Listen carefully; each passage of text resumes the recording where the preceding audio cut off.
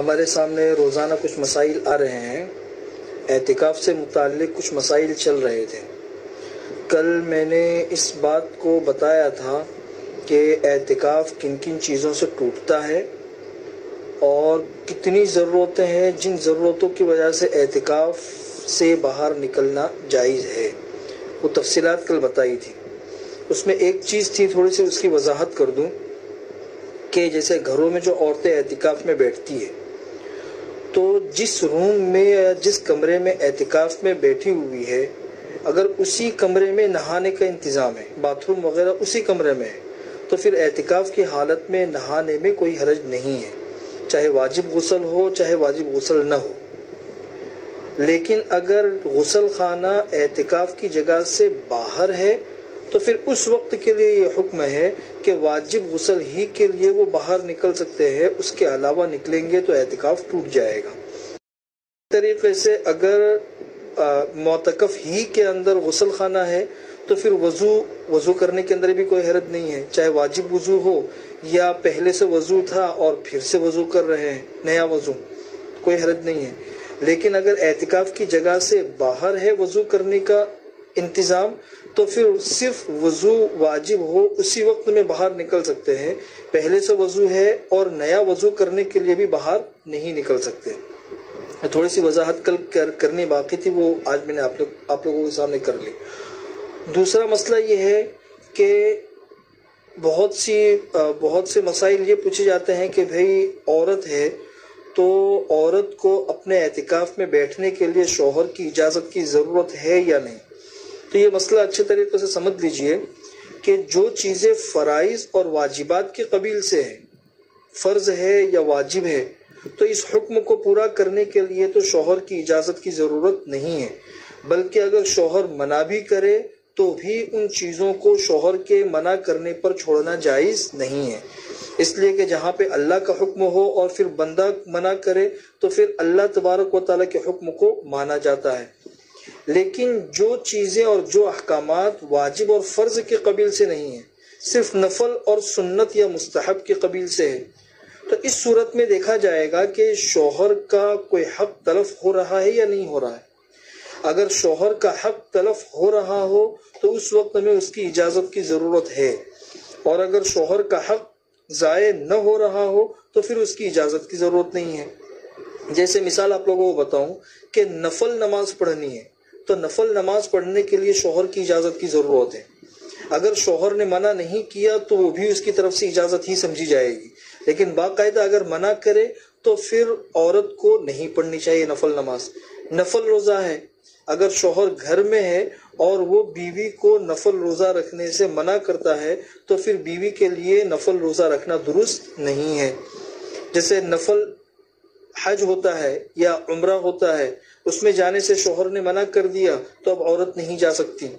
تو اسی طریقے سے اعتکاف جو ہے وہ بھی ایک سنت عمل ہے اور بعض صورتوں میں مستحب اور نفل ہو جاتا ہے، تو اس میں بھی یہی صورت دیکھی جائے گی کہ اگر شوہر شہر میں اور گھر میں موجود ہے اور اس نے بیوی کو منع کر دیا کہ بھئی میری طرف سے اجازت نہیں ہے بیٹھنے کی،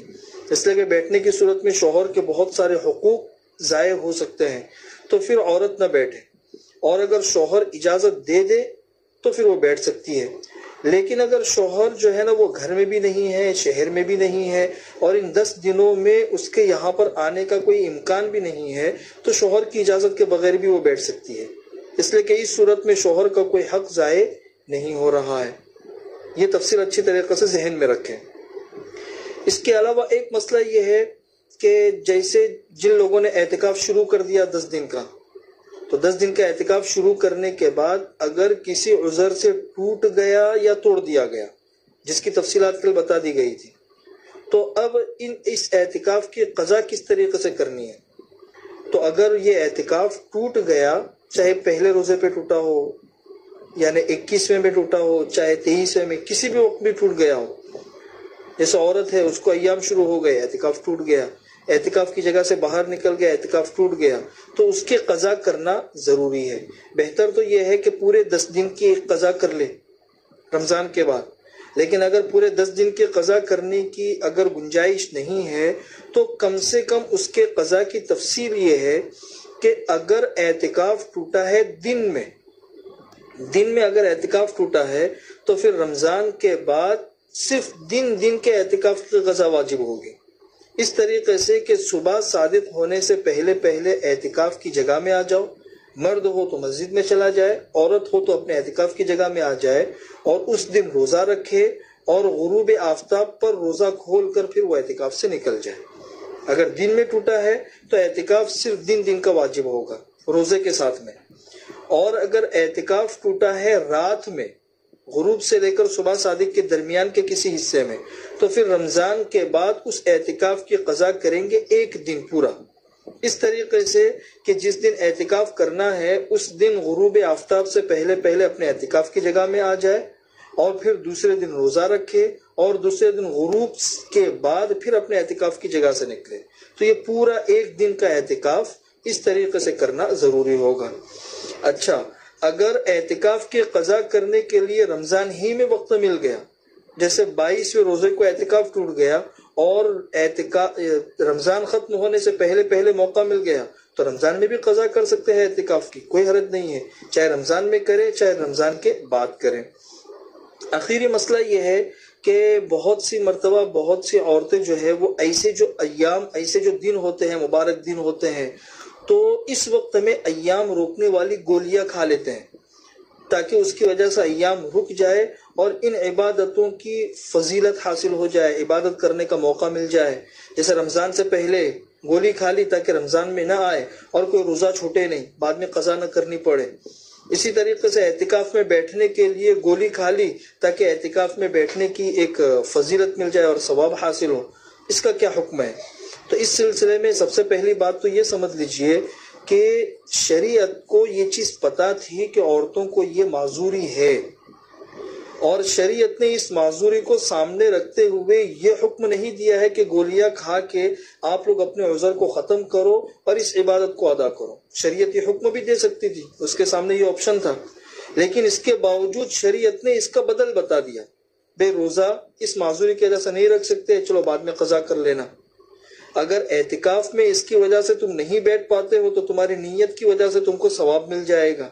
یہ سارے آپشن جو شریعت نے بتائے ہیں وہ حل بتایا ہے. تو اس حل سے یہ بات سمجھ میں آتی ہے کہ شریعت کی ان رخصتوں کو نظر انداز کرنا اور خامخواہ اپنے اوپر تکلف کرنا اور تکلف کر کے گولیاں وغیرہ کھا کے ان عبادتوں کو انجام دینے کے لیے ایسے کام کرنا، یہ ایک طرح کا غلو ہے. اور حدیث کے اندر وضاحت کے ساتھ حکم ہے کہ حضور اکرم صلی اللہ علیہ وسلم نے ارشاد فرمایا، یا ایھا الناس ایاکم والغلو فی الدین، دین میں غلو کرنے سے بچو. فانما اہلک من کان قبلکم الغلو فی الدین، تم سے پہلے لوگوں کو غلو نے ہی ختم کیا ہے، غلو فی الدین نے.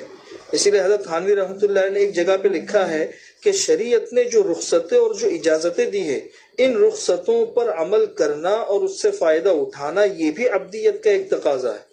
یعنی شریعت کا ایک تقاضا یہ بھی ہے کہ شریعت نے جو رخصتیں دی ہے اس سے فائدہ اٹھاؤ،